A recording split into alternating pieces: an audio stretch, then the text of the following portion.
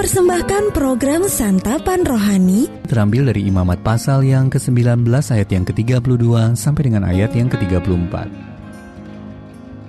Imamat pasal yang ke-19 ayat yang ke-32 sampai dengan ayat yang ke-34.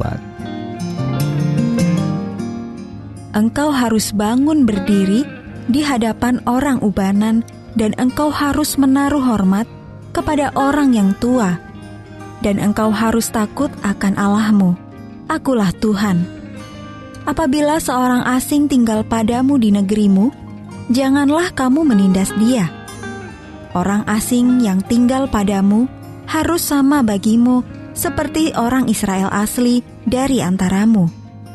Kasihilah dia seperti dirimu sendiri, karena kamu juga orang asing dahulu di tanah Mesir.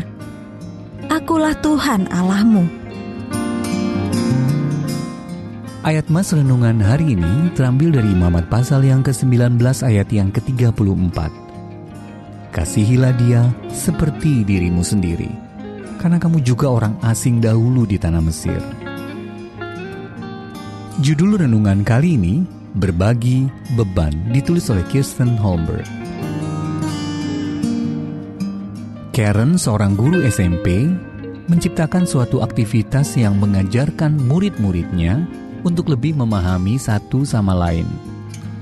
Dalam kegiatan berbagi beban, para murid menuliskan beban emosional mereka masing-masing. Kemudian tulisan-tulisan tanpa nama itu dibagikan di antara mereka, sehingga para murid dapat mengetahui pergumulan yang dialami oleh teman-teman mereka sendiri. Tidak jarang ada murid yang meneteskan air mata membaca tulisan teman-temannya. Sejak saat itu para remaja dalam kelas tersebut memiliki penghargaan dan empati yang lebih besar terhadap satu sama lain. Di sepanjang Alkitab, Allah mendorong umatnya untuk memperlakukan satu sama lain dengan hormat dan menunjukkan empati dalam interaksi mereka dengan orang lain. Roma pasal yang ke-12 ayat yang ke-15. Sejak awal sejarah Israel, seperti tertulis dalam kitab Imamat, Allah memerintahkan orang Israel untuk berempati kepada orang lain, terutama orang asing. Imamat 19 ayat 34 berkata, "Kasihilah mereka seperti dirimu sendiri." Karena dahulu orang Israel juga pernah mengalami kesulitan sebagai orang asing di tanah Mesir.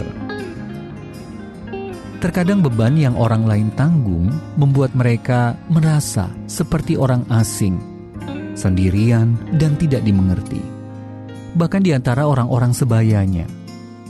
Berbeda dari pengalaman orang Israel dengan orang asing di tengah mereka, mungkin kita belum pernah mengalami kesulitan yang orang lain alami. Meski demikian, kita dapat memperlakukan siapapun dihadirkan Allah dalam hidup kita dengan penuh hormat dan pengertian, seperti yang kita sendiri inginkan. Kita menghormati Allah ketika kita melakukannya. Adakah seorang di sekitar Anda yang mungkin memerlukan empati Anda karena beban yang mereka pikul? Bagaimana Anda dapat mengasihi mereka seperti Anda mengasihi diri sendiri? Ya Allah, Engkau tahu beban di hatiku, dan Engkau sudah mengangkatnya ketika aku percaya kepadamu. Tolonglah aku untuk menawarkan kasih dan perhatian kepada orang-orang di sekelilingku.